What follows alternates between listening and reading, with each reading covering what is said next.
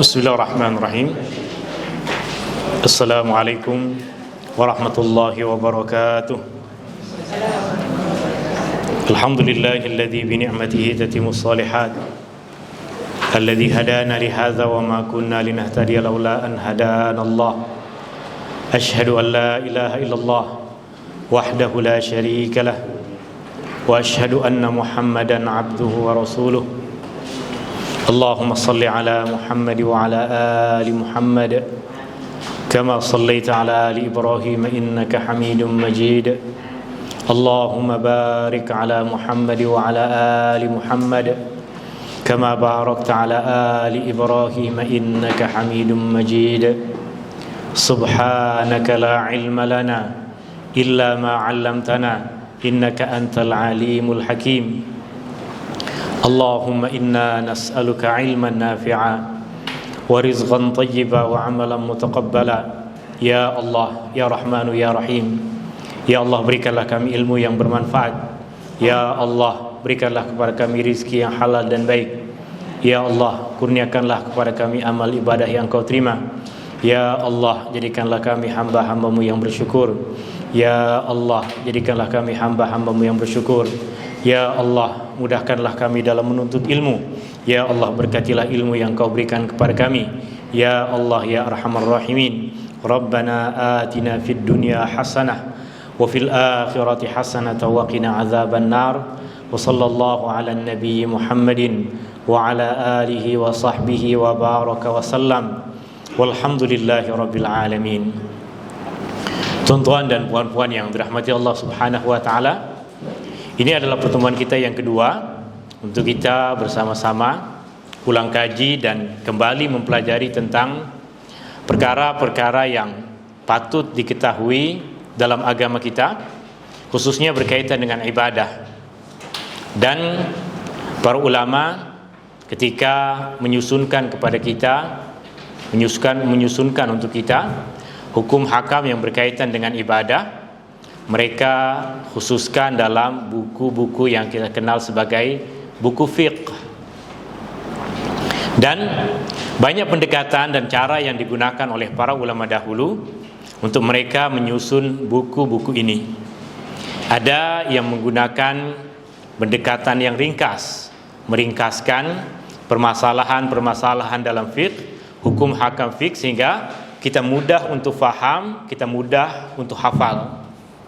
Sebagian lagi memberikan perincian yang luas dan memberikan perincian dalil-dalil yang ada padanya.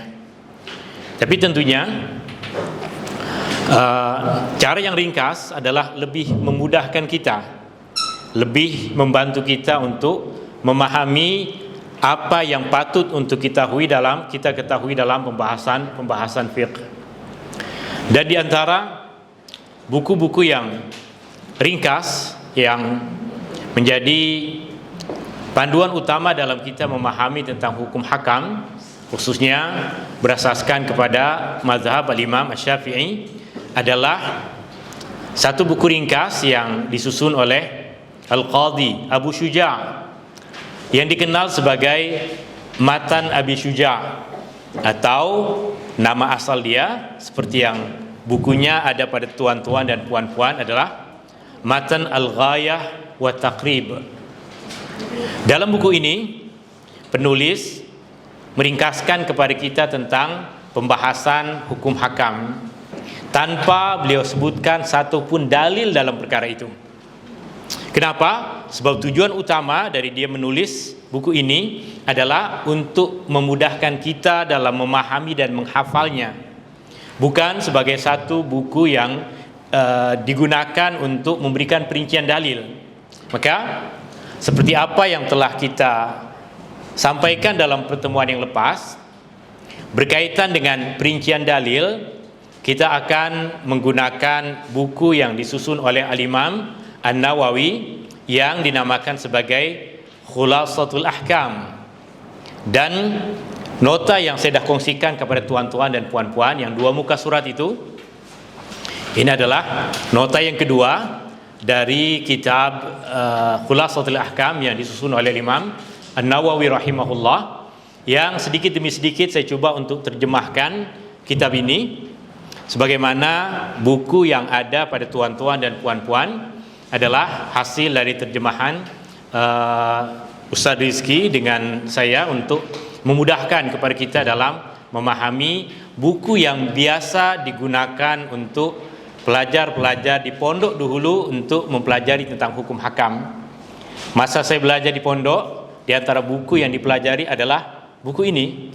Tapi di pondok dulu semua memang dalam bahasa Arab, tak ada terjemahan lagi. Tapi semoga usaha kami dalam menerjemahkan buku ini membantu kita untuk mudah memahami apa yang dipelajari di pondok-pondok, agar kita semua memiliki kefahaman yang betul, agar kita tidak lari dari apa yang digariskan oleh para ulama kita yang mereka menyimpulkan hukum hakam ini berasaskan kepada ayat-ayat Al-Quran, berasaskan kepada apa yang sabit, apa yang sahih dari hadis-hadis Nabi sallallahu alaihi wasallam.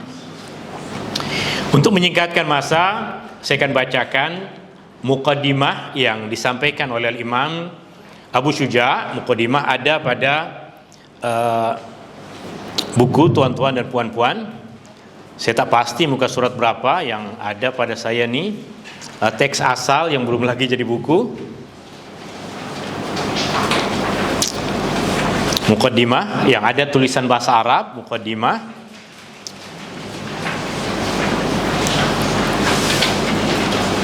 Atau yang terjemahannya adalah pendahuluan. Siapa yang boleh beritahu kepada yang lain muka surat berapa? Muka surat 1. Okey, muka surat 1. Muka surat 1. Saya akan bacakan terjemahan dari muqaddimah ini. Baru kemudian kita masuk kepada pembahasan tentang hukum hakam.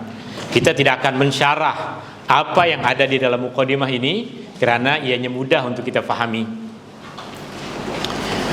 Bismillahirrahmanirrahim.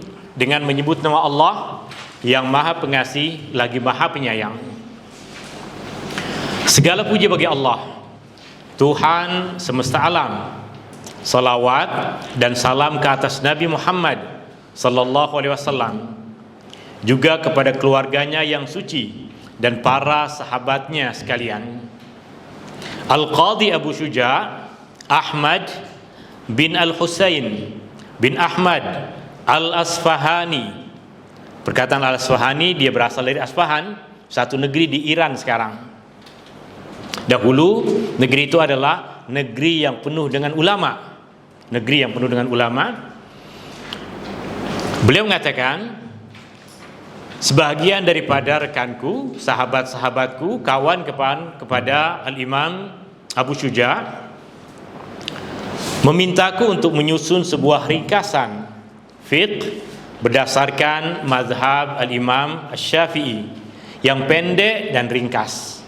Kawan-kawan dia meminta agar dia menyusun satu ringkasan buku hukum hakam yang pendek dan ringkas, agar memudahkan para penuntut untuk mengkaji dan menghafalnya.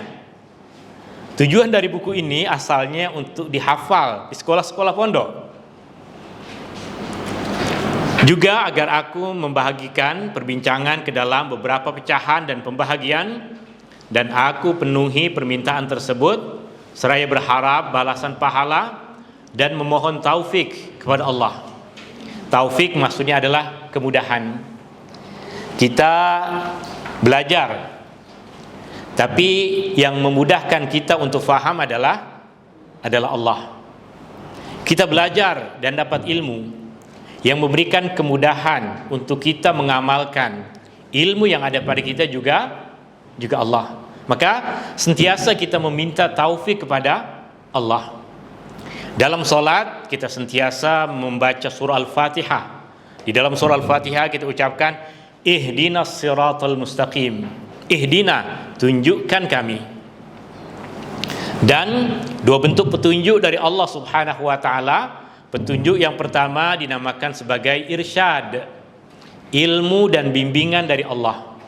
Allah dah sampaikan kepada kita ilmu, itu bahagian dari petunjuk Allah. Dan yang kedua dinamakan taufik, kemudahan yang Allah berikan untuk kita mengamalkan ilmu yang ada pada kita. Contohnya, kita dah tahu tentang keutamaan menuntut ilmu. Tapi adakah semua orang yang tahu keutamaan menuntut ilmu pergi menuntut ilmu? Tak juga. Kita tahu keutamaan solat berjamaah, tapi adakah semua orang yang tahu keutamaan solat berjamaah pergi ke masjid, pergi ke surau untuk solat berjamaah? Tidak. Siapa yang pergi ke masjid? Siapa yang pergi ke majlis ilmu? Siapa yang baca Al-Quran? Yang mendapatkan taufik dari Allah. Taufik, kemudahan yang Allah berikan untuk kita mengamalkan ilmu yang telah kita pelajari, untuk mengamalkan petunjuk yang telah Allah Subhanahu wa taala sampaikan kepada kita. Dan memohon taufik kepada Allah agar ditunjukkan jalan kebenaran. Sesungguhnya dialah yang maha berkuasa atas segala apa yang dia kehendaki, dan dialah yang maha mengetahui yang halus dan yang tersembunyi.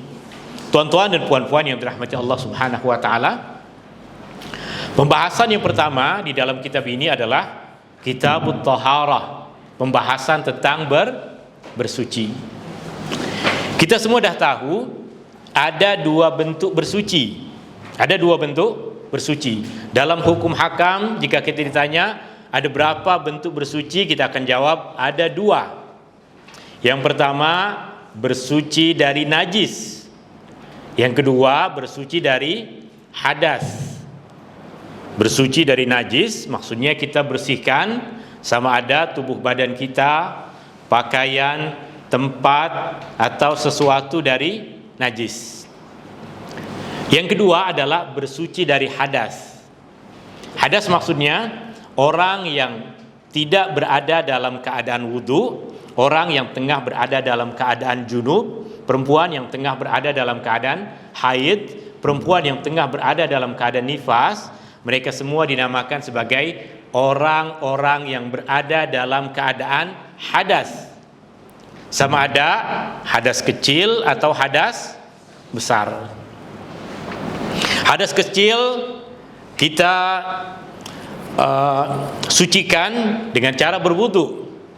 Hadas besar disucikan dengan cara ghusl ataupun mandi. Ini yang dinamakan sebagai bersuci dari hadas. Ada hadas besar, ada hadas kecil. Karena semua dewasa jadi faham apa hadas besar, apa hadas kecil. Yang penting ini kita ajarkan anak-anak, budak-budak. Nah, ajarkan tentang hadas besar, hadas kecil. Dia tahunya kencing, dia tahunya itu yang dianggap yang keluar besar itu hadas besar, yang keluarnya kecil dianggap hadas kecil. Susah. Ajar kanak-kanak ini perlu kesabaran, perlu mempelajari perkataan-perkataan yang mudah untuk mereka fahami. Tapi alhamdulillah semua yang hadir di sini adalah dewasa dan tak perlu kita perincikan apa hadas besar, apa hadas kecil. Maka kedua bentuk hadas tadi dapat disucikan dengan menggunakan air. Hadas kecil kita bersuci dengan menggunakan air. Hadas besar juga kita bersuci dengan menggunakan air. Beza antara najis dengan hadas, najis adalah sesuatu yang zahir.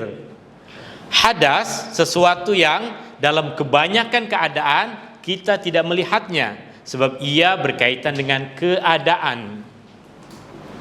Meskipun semua yang hadir di sini wajahnya bercahaya penuh dengan cahaya wudu, tapi saya tak tahu siapa yang di sini sebelum masuk kelas ambil air wudu, siapa yang tidak. Saya tak tahu. Meskipun semua wajahnya bercahaya, tapi saya tak tahu mana yang hadas, mana yang Tidak. Kenapa? Sebab hadas adalah sesuatu yang tidak zahir. Sedangkan najis mudah untuk kita kesan. Jika ada sesiapa tadi yang di depan rumah pijak najis kucing, maka kita boleh kesan di sini. Bau apa nih? Bau apa nih? Nah, kita boleh kesan. Jika hadasnya berupa najis, senang dan mudah untuk kita kesan. Sedangkan hadas adalah sesuatu yang maknawi berkaitan dengan keadaan diri kita. Di dalam pembahasan pertama, Al-Imam Al-Qadhi Abi Syuja' Al-Asfahani radhiyallahu an, beliau mengatakan al-miyah allati yajuzu biha at-tathhir sab'u miyah. Air yang dapat digunakan untuk bersuci ada 7 macam, yaitu yang pertama ma'us sama, air langit, maksudnya air hujan. Yang kedua wa ma'ul bahar, air laut. Yang ketiga wa ma'un nahar, air sungai. Yang keempat wa ma'ul bi'r, air perigi. Yang kelima wa ma'ul ain, air mata air. Yang keenam wa ma'ul thalj, air yang berasal dari salji. Dan yang terakhir wa ma'ul barad, yang diterjemahkan di sini dengan maksud air embun. Nanti kita akan pelajari satu persatu dari apa yang disampaikan oleh Imam Al-Qadhi Abi Syuja' di dalam kitab Al-Ghayah wa Taqrib ini, atau Matan Al-Ghayah wa Taqrib ini. Tuan-tuan dan puan-puan yang dirahmati Allah Subhanahu wa taala, ketujuh jenis air ini jika kita ringkaskan, ianya boleh kita himpunkan menjadi 2 jenis air. Yang pertama adalah air yang turun dari langit, yang kedua air yang keluar dari dalam bumi. Maka sebahagian kitab menggunakan bahasa yang ringkas seperti itu. Air yang turun dari langit dan air yang keluar dari bumi. Jika kita tengok pada senarai air di sini, dan saya tanya kepada tuan-tuan dan puan-puan, adakah rasa semua air ini sama? Adakah sama rasa dia? Tidak. Maka apa sahaja rasa, dia tidak memberikan kesan pada kesucian air. Adakah bau air yang saya sebutkan tadi sama? Tidak. Maka selagi air itu adalah air yang turun dari langit atau keluar dari bumi, apa sahaja bau dan rasa dia, maka dia adalah suci dan mensucikan. Air laut, masin, suci atau tidak? Suci. Boleh digunakan untuk bersuci? Boleh. Jika kita duduk di tepi pantai, kemudian kita membawa air untuk minum, jika air yang kita gunakan untuk minum ini kita gunakan untuk mandi, tak boleh minum kita. Maka sebagian mengatakan, kita kena tayamum sebab air dah tak ada. Tak boleh. Laut wajib untuk berwudu menggunakan air laut. Wajib untuk mandi hadas menggunakan air laut, karena air laut adalah air yang suci dan mensucikan. Tuan-tuan dan puan-puan pergi naik gunung, ada mata air yang bercampur dengan belerang. Bau dan rasa dia lain. Suci atau tidak? Suci. Boleh digunakan untuk berwudu? Boleh. Tapi rasanya tak sama dengan air di rumah saya. Air laut tak sama rasa dengan air yang di rumah kita. Rasa, jika ia semula jadi, dia tidak memberikan kesan pada suci ataupun tidak. Air itu adalah suci dan mensucikan. Suci dan boleh digunakan untuk bersuci.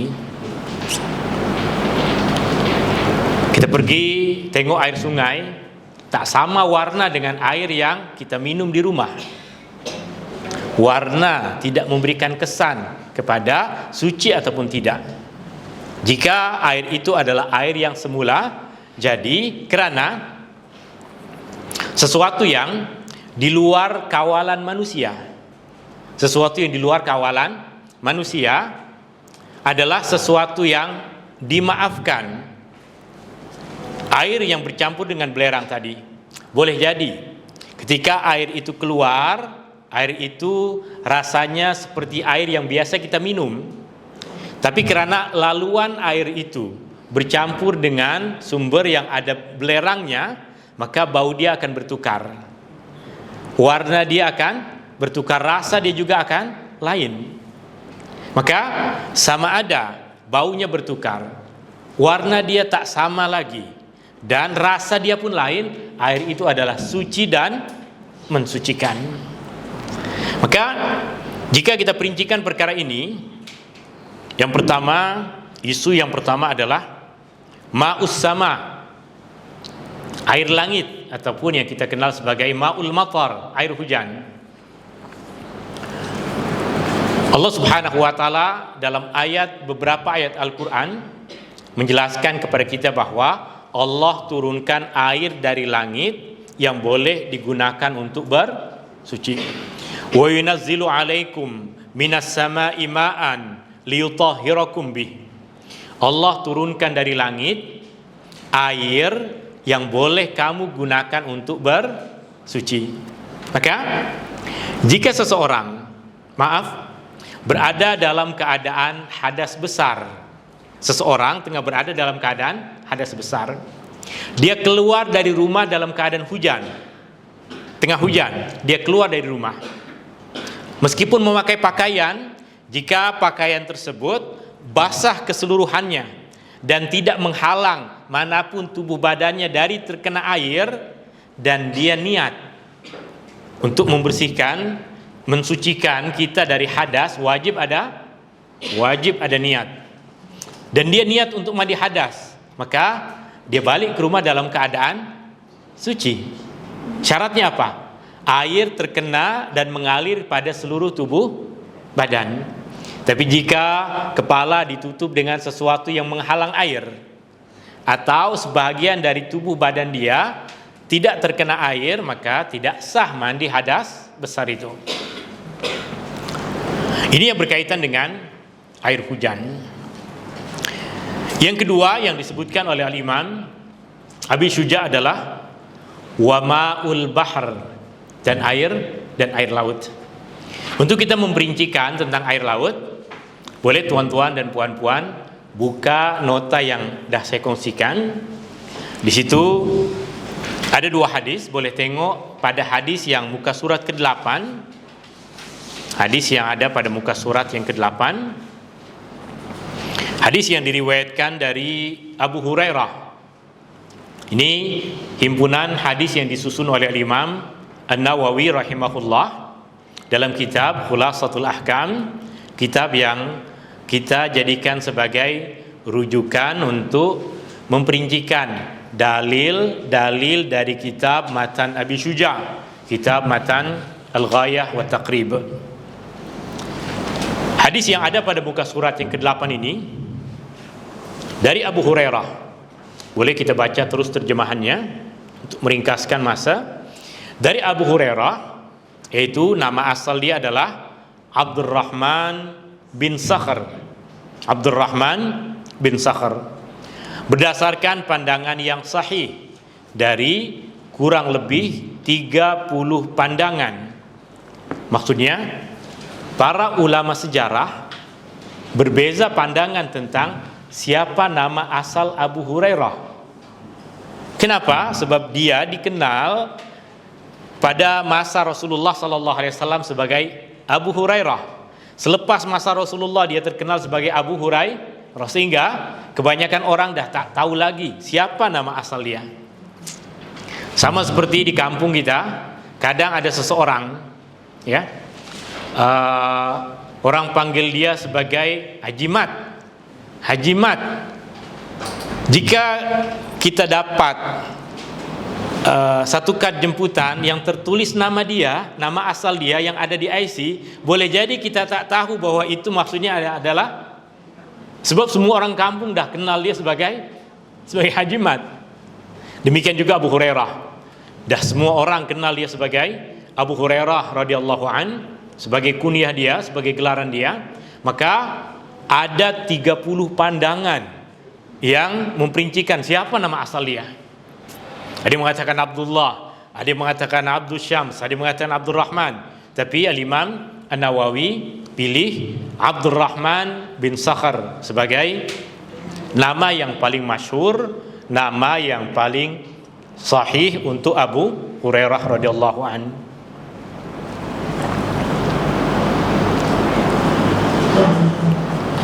Beliau berkata, seseorang bertanya kepada Rasulullah sallallahu alaihi wasallam.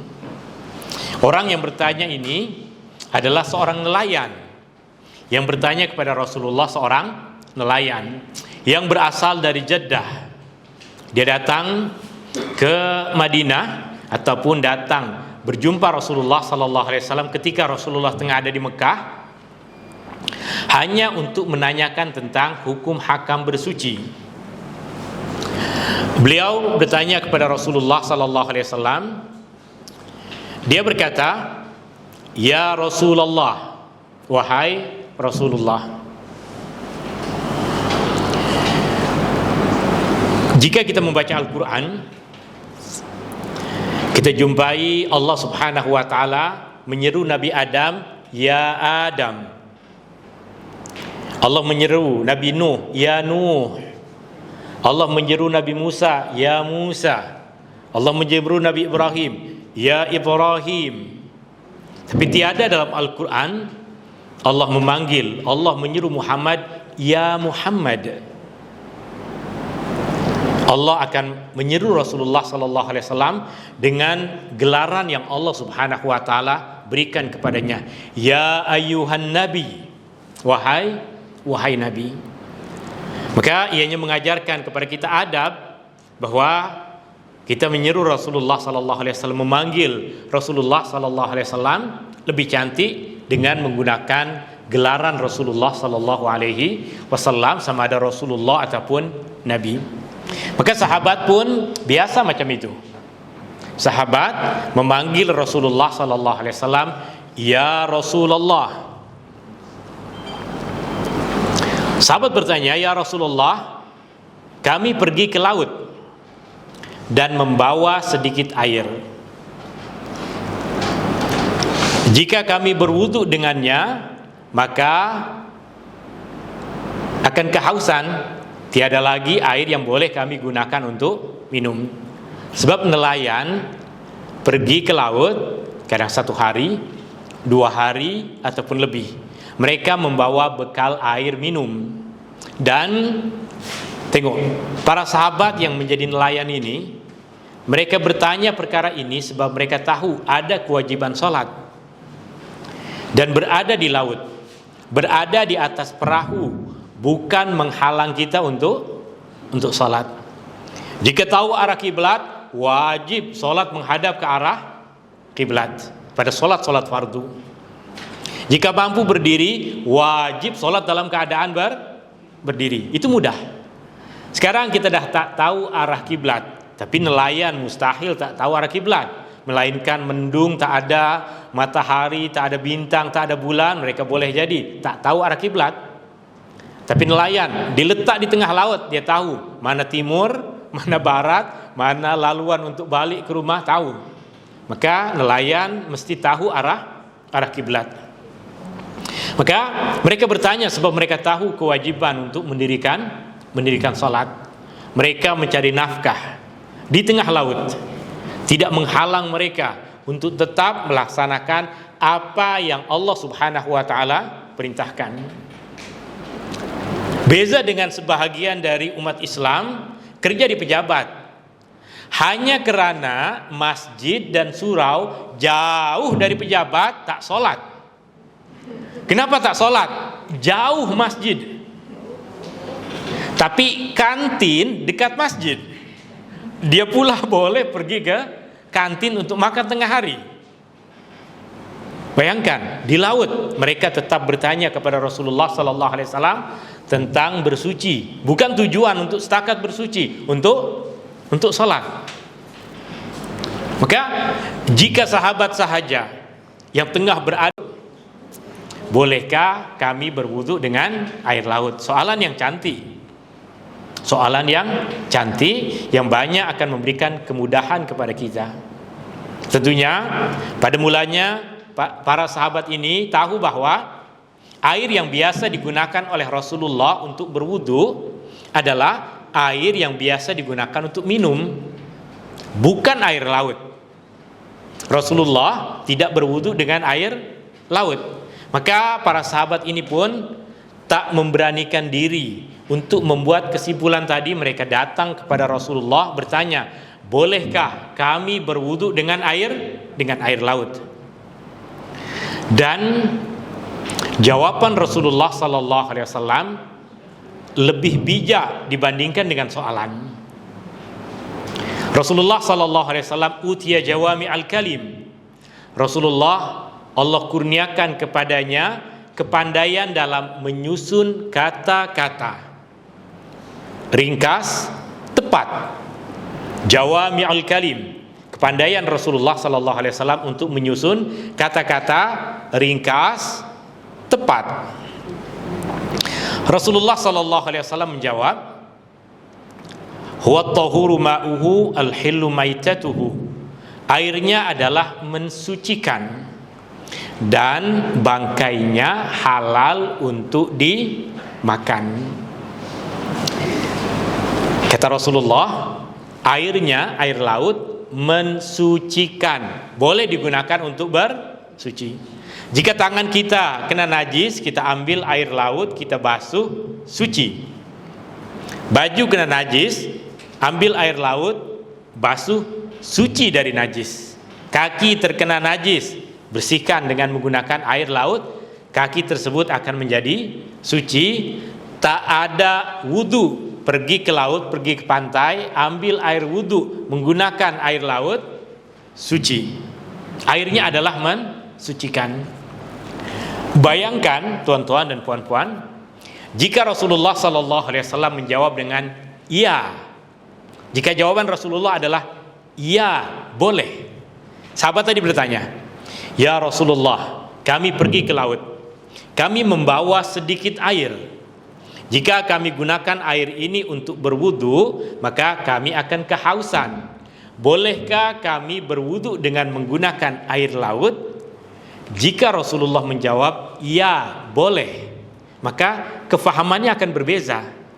Kefahamannya hanya berkaitan dengan orang yang pergi ke laut, bawa sedikit air yang apabila airnya digunakan untuk berwudu, maka mereka akan kehausan, baru boleh menggunakan air laut. Jika jawaban Nabi, ya boleh. Tapi Nabi bijak, utiya jawami al-kalim. Nabi dikurniakan oleh Allah kata-kata yang ringkas tapi tepat.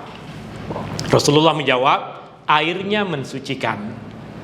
Jika airnya mensucikan, sama ada kita ada air yang boleh kita minum ataupun tidak, sama ada kita sengaja berwudu menggunakan air laut, padahal dalam bilik kita air pipe yang bersih boleh kita gunakan, maka kedua-duanya suci dan mensucikan.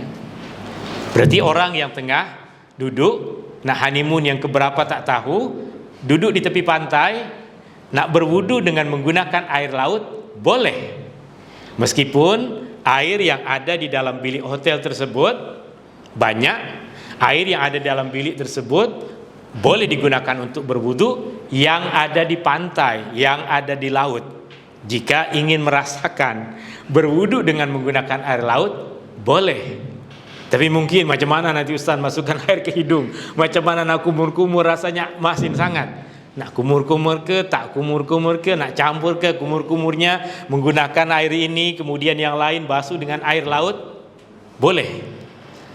Huwa at-tahuru ma'uhu, airnya mensucikan. Airnya boleh digunakan untuk bersuci.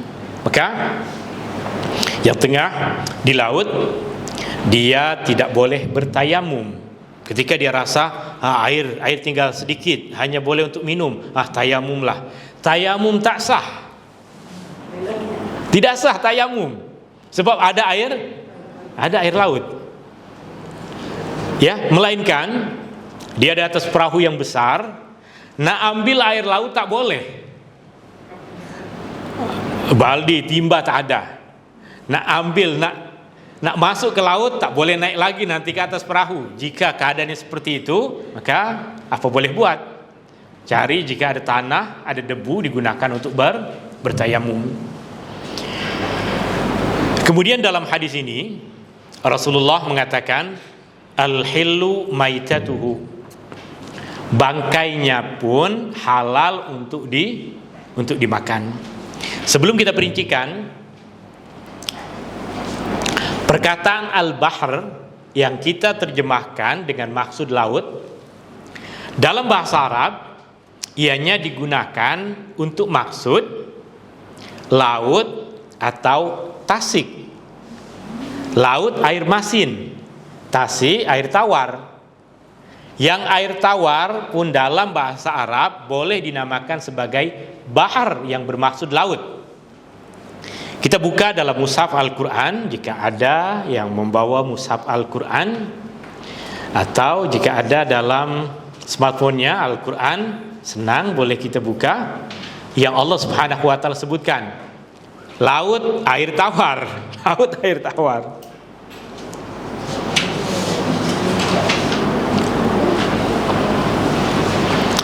Surah Fatir.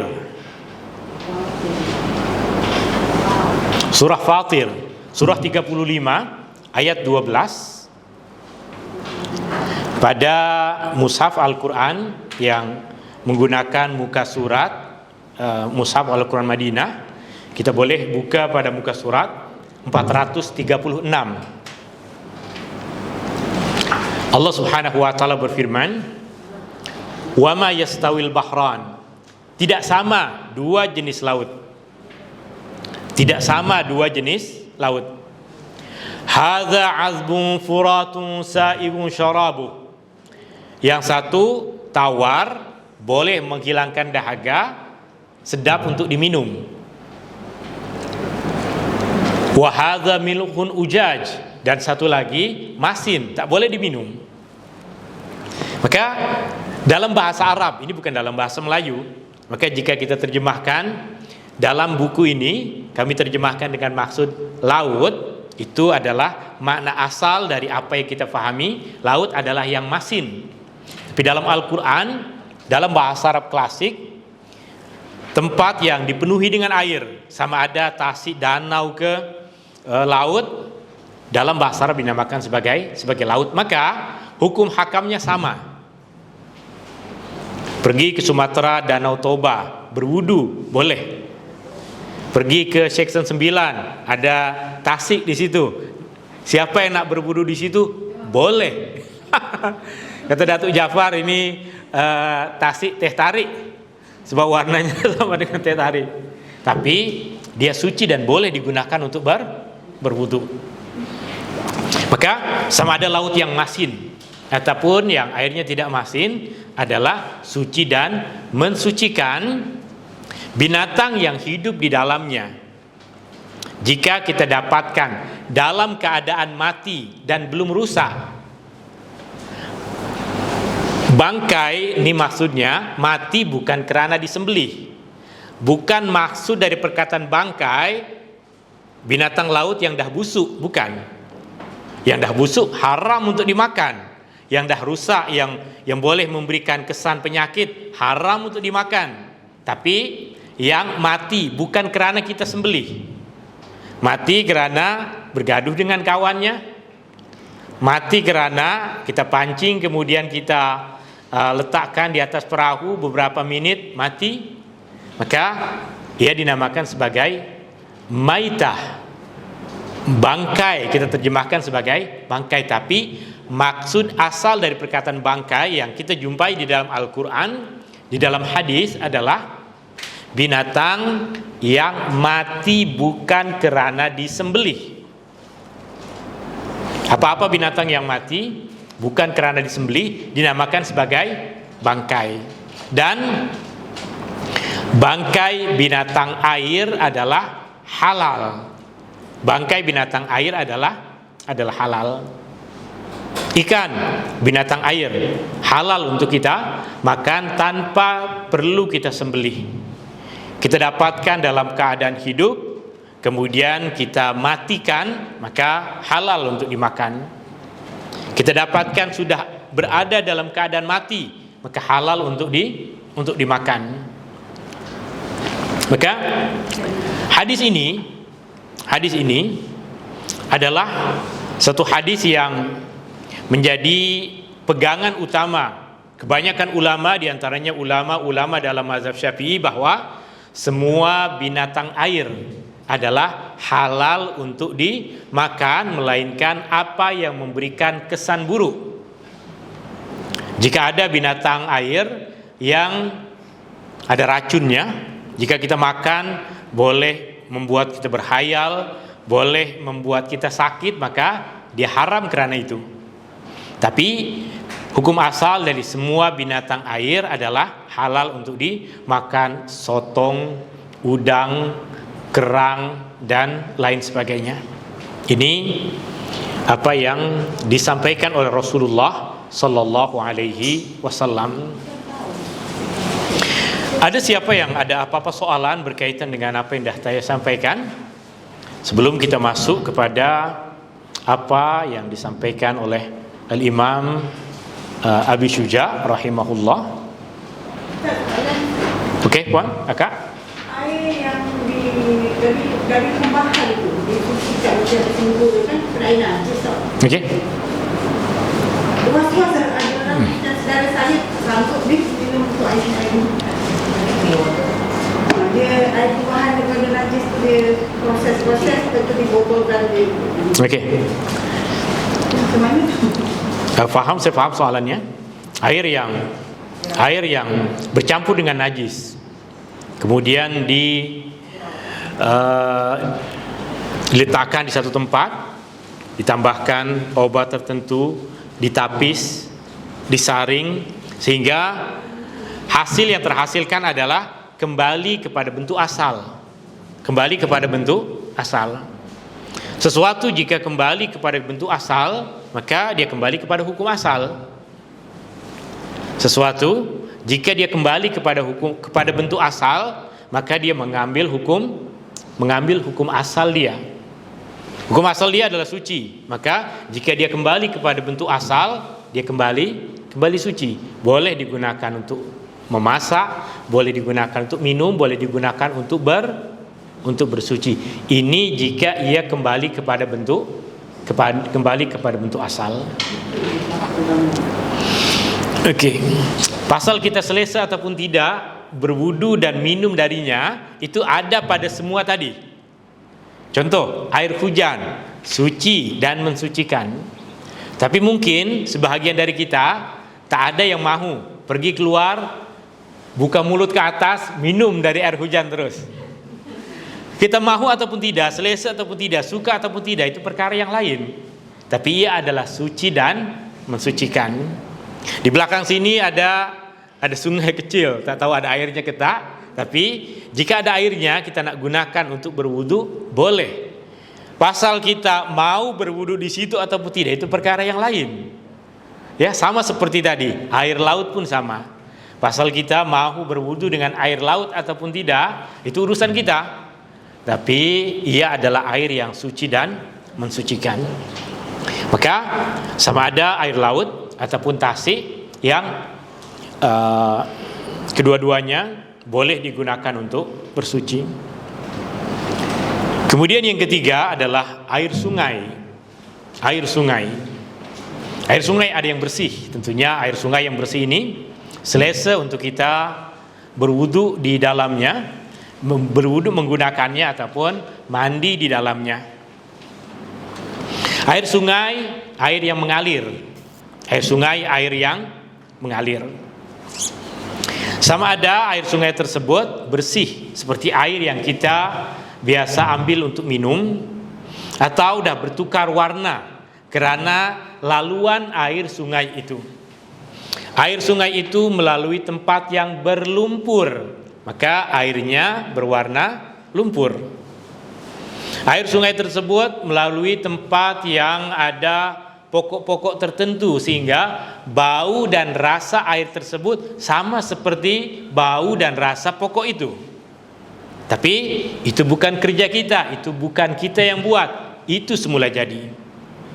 Maka segala sesuatu yang semula jadi tadi, dia tidak menghilangkan sifatnya yang mensucikan. Beza dengan sesuatu yang kita lakukan dengan sengaja. Sesuatu yang kita lakukan dengan sengaja. Jika air mungkin secara semula jadi turun dari langit, menyirami kebun teh, boleh jadi tertakung air di situ. Dan beberapa lama air tertakung di kebun teh, kita rasa macam rasa teh. Dia suci dan boleh digunakan untuk bersuci. Berbeza dengan kita ambil air dari pipe, kita masak, kita panaskan, kita beli daun teh, sama ada yang masih hijau ataupun yang dah kering. Sekarang kita masukkan ke dalam air yang kita panaskan itu.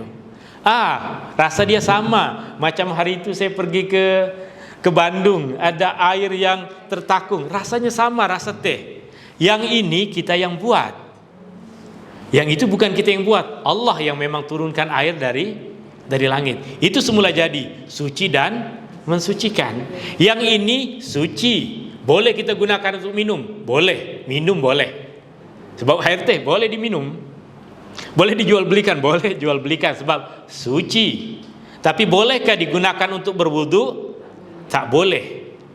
Dia namanya air teh. Air teh sekarang, bukan air hujan, bukan air perigi, bukan air sungai, bukan air laut, air teh namanya.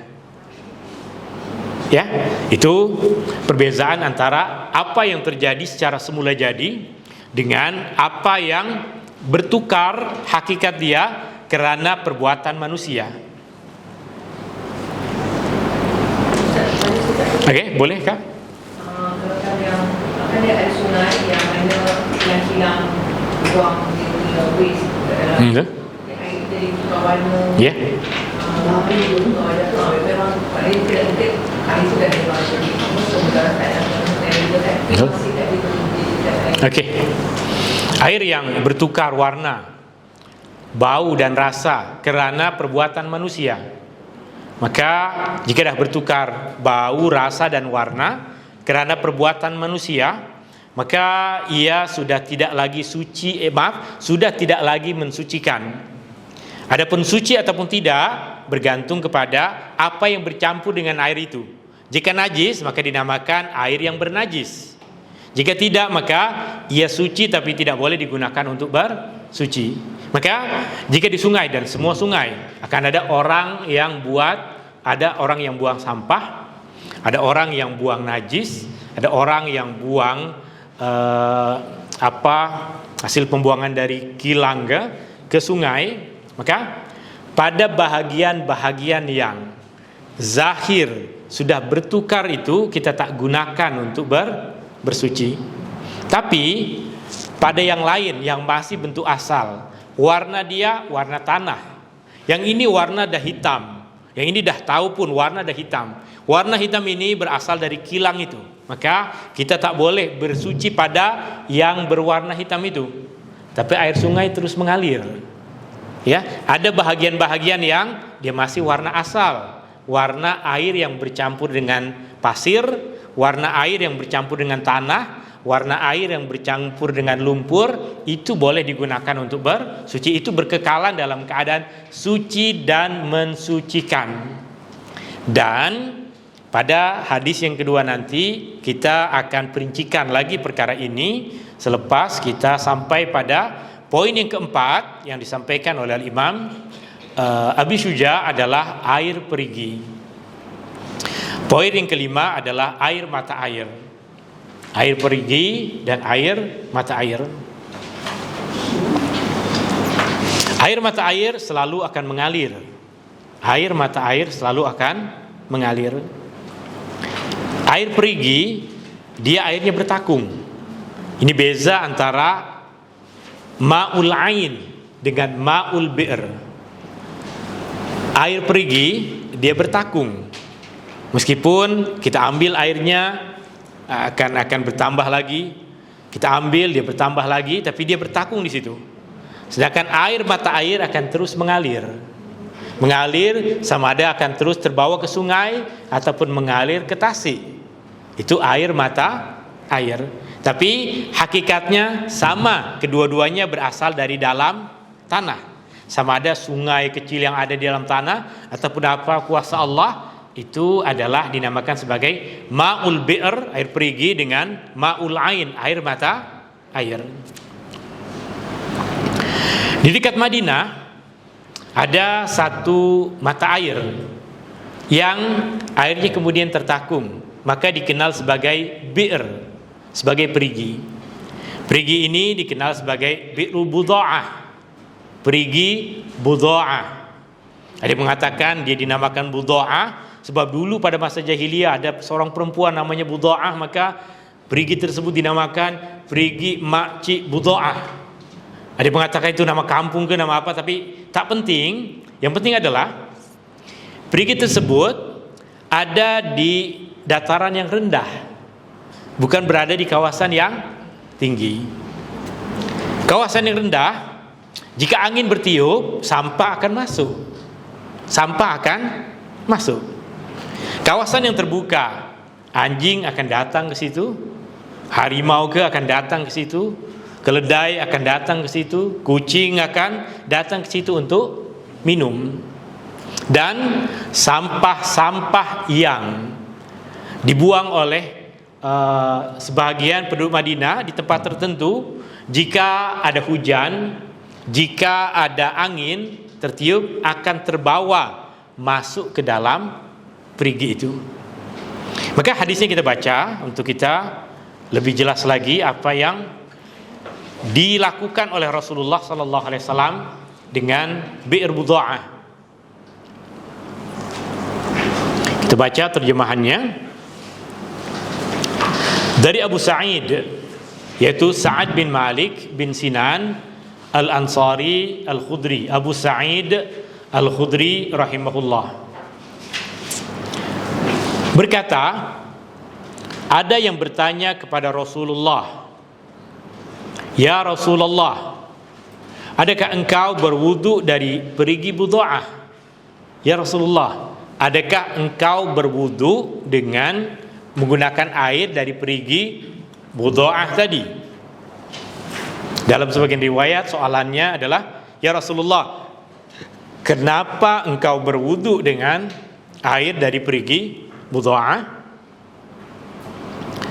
Dan perigi itu ada yang membuang tuala haid.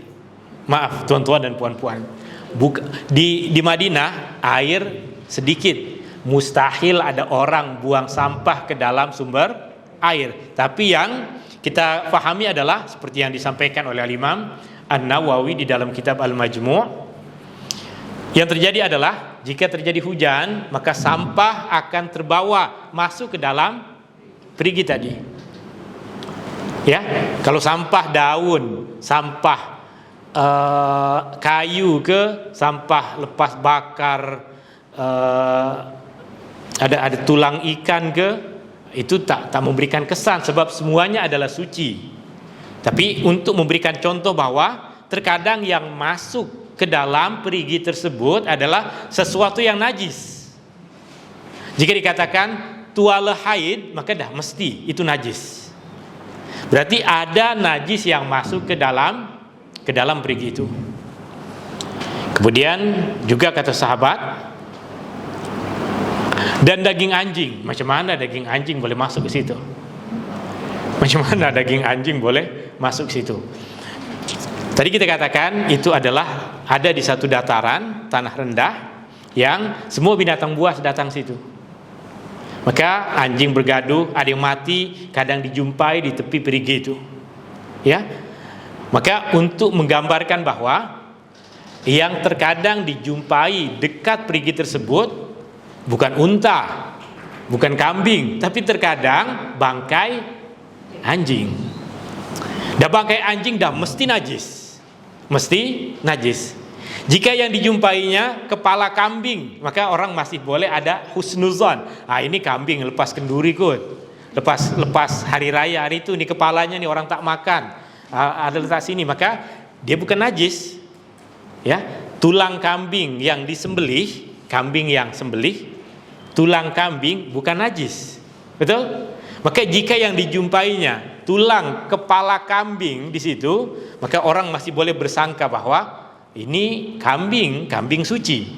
Tapi jika yang dijumpai adalah bangkai anjing, maka dah tak ada kemungkinan lain. Mesti najis. Mesti najis.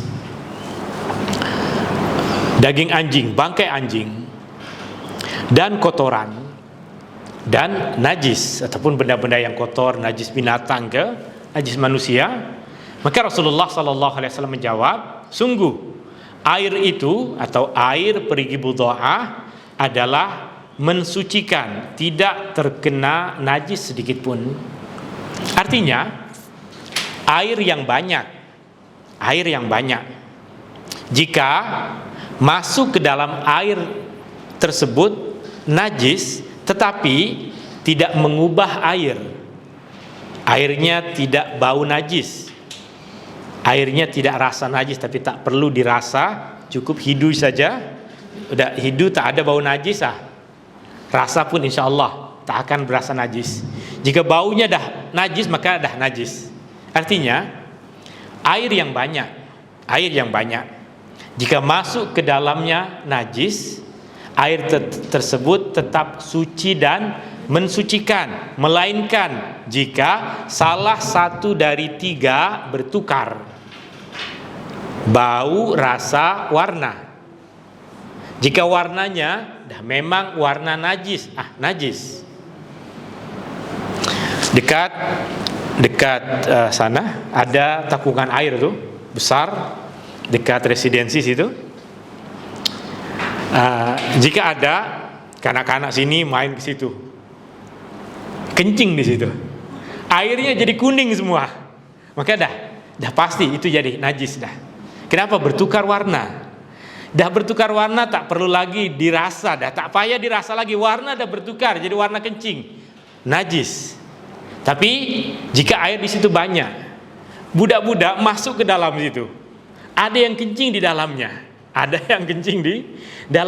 tapi airnya tak bertukar, macam tak ada apapun, maka tetap suci dan mensucikan.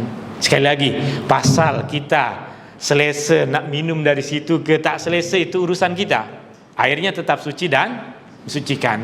Sebab jika dengar berita ada budak sekolah masuk ke dalam takungan air yang ada dekat residensi di situ dan mandi di dalamnya, ada yang kencing, confirm semua tak nak minum air dari situ, betul? Itu kita, tapi airnya tetap suci dan mensucikan. Untuk kanak-kanak mandi di sana mungkin kita susah untuk membayangkannya sebab laluannya tertutup. Tapi monyet dan tikus dia tak perlu ada tulisan penceroboh akan ditembak ke apa, dia tetap akan masuk juga. Ya, dia tak jumpa air di hutan sini, dia akan ambil air dalam situ, dia mandi dengan kawan-kawan dia, bergaduh dengan kawannya, ada yang mati di situ, bangkai monyet najis kita, najis. Maka jika bangkai monyet tersebut berhari-hari di situ, memang airnya akan rusak. Tapi satu hari kemudian bangkainya dibuang, tak payah yang nampak benda itu, tak payah tangkap gambar, tak payah sebarkan berita. Sebab jika sebarkan berita, memang orang tak akan minum air dari situ. Sebab apa? Airnya tetap suci dan mensucikan. Jika tidak bertukar bau, tidak bertukar rasa, tidak bertukar warna. Tapi jika dah rasa, kenapa rasa? Rasanya dah lain.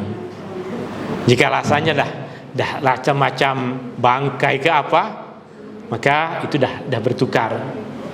Maka itu yang ditanyakan oleh para sahabat tentang perigi Budha'ah. Maka dari hadis ini Imam Asy-Syafi'i, air yang banyak adalah suci. Apa sahaja yang masuk ke dalam air tersebut tidak membuat air itu menjadi najis, melainkan bertukar bau atau rasa atau warna. Apa sahaja air yang banyak, perigi Budha'ah. Pada masa guru-guru kepada Imam Asy-Syafi'i, airnya dijumpai sebetis. Airnya tertakung sebetis. Airnya banyak, air perigi Budha'ah. Itu pada masa guru-guru kepada Imam Asy-Syafi'i. Tentunya pada masa Rasulullah sallallahu alaihi wasallam airnya banyak lagi. Sekarang dah tak ada. Sekarang dah kering semua. Ianya menunjukkan kepada kita bahwa dalam mazhab Syafi'i, untuk mereka menyimpulkan satu perkara dalam hukum hakam, perlu ditengok kepada beberapa perkara. Yang pertama, perincian dalil-dalilnya, sama ada dari Al-Quran ataupun dari hadis Nabi sallallahu alaihi wasallam. Dan yang kedua adalah berkaitan dengan realiti apa yang kita jumpai. Ini adalah bi'ru Budha'ah. Hadis ini adalah hadis yang sahih, dan ia menjelaskan kepada kita tentang perkara tadi, bahwa air yang banyak bukan air yang sedikit. Pembahasannya berkaitan dengan air yang banyak. Air yang banyak, apapun najis yang masuk ke dalamnya, maka selagi tidak mengubah hakikat air itu, maka airnya tetap suci dan mensucikan.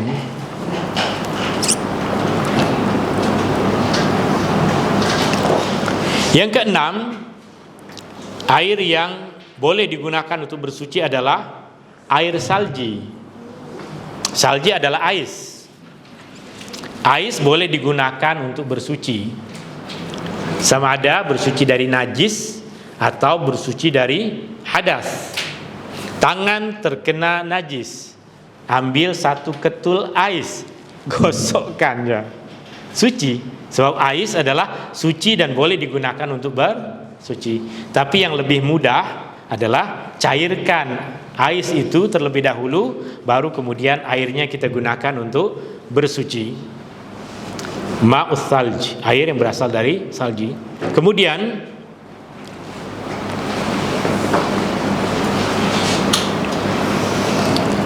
air embun ataupun ma'ul barad.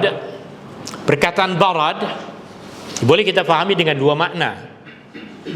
Makna yang pertama seperti yang ada dalam terjemahan embun, titik-titik air yang turun di malam hari, yang menampal pada tingkap cermin atau di daun-daun, itu adalah al-barad.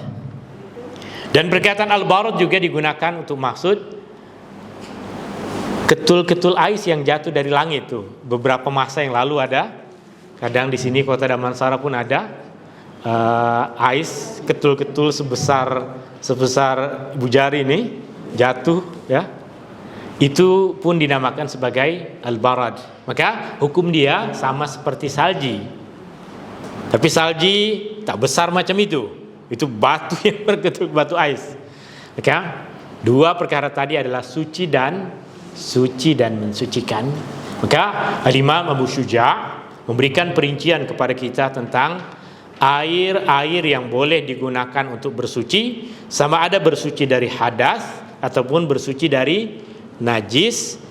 Ianya diperincikan menjadi 7. Yang pertama air langit, yaitu air hujan. Yang kedua air laut. Yang ketiga air perigi. Yang kelima, yang ketiga air sungai. Yang keempat air perigi. Yang kelima air mata air. Yang keenam air salji. Dan yang ketujuh adalah air embun atau ais yang jatuh dari langit. Wallahu ta'ala a'la wa a'lam. Ini pertemuan kita yang kedua untuk membahas hukum hakam fiqh, dan pertemuan pertama untuk kita membaca kitab Al-Ghayah wa Taqrib. Semoga apa yang kita pelajari ada manfaatnya, jika ada sesiapa yang ada apa-apa soalan, apa-apa kemuskilan, sama ada berkaitan dengan apa yang tadi dah kita pelajari, atau boleh jadi soalan yang lain pun umum, boleh disampaikan. Saya persilahkan. Bolehkah? Air mata air ataupun air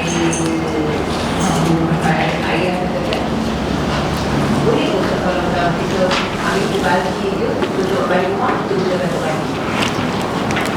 Sekejap, saya tak dengar lagi.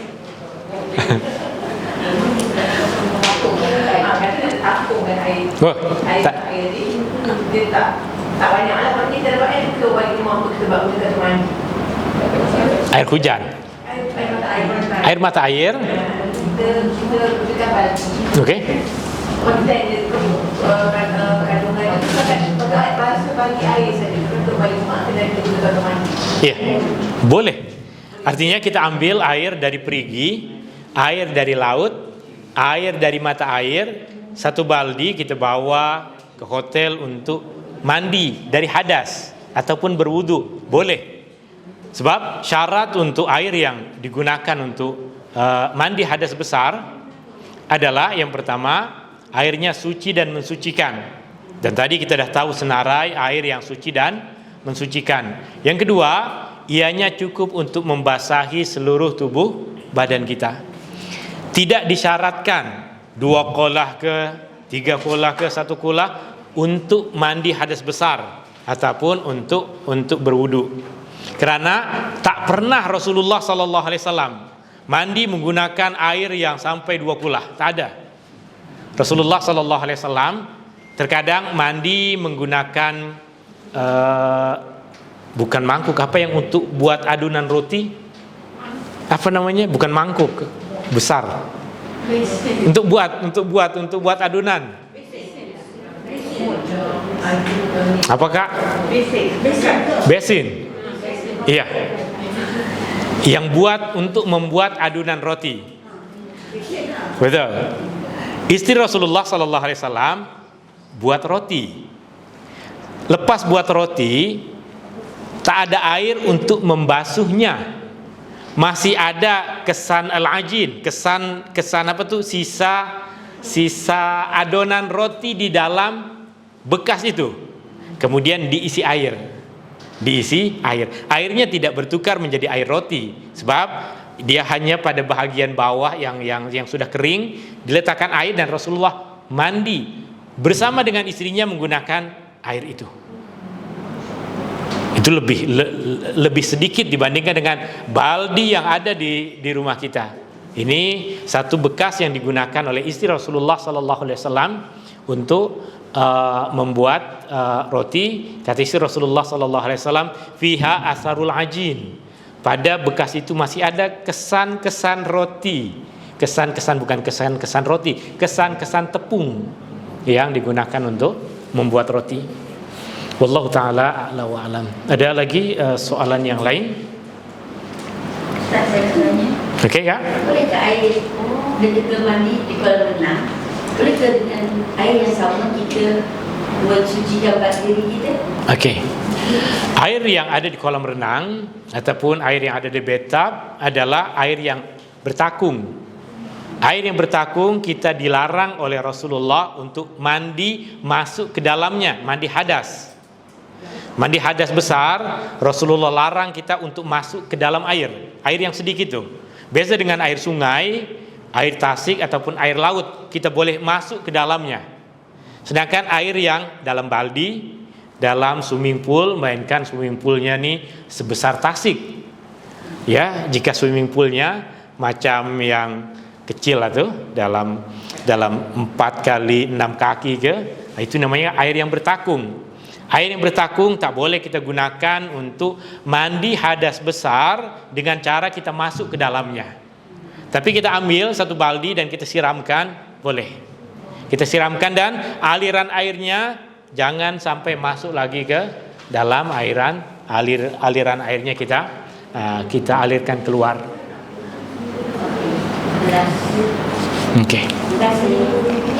Okey, alhamdulillah. Mungkin jika itu soalan yang terakhir, Semoga apa yang kita pelajari ada manfaatnya, dan kita akan sambung pertemuan kita dalam pertemuan yang akan datang. Hadani Allah wa iyyakum ajma'in.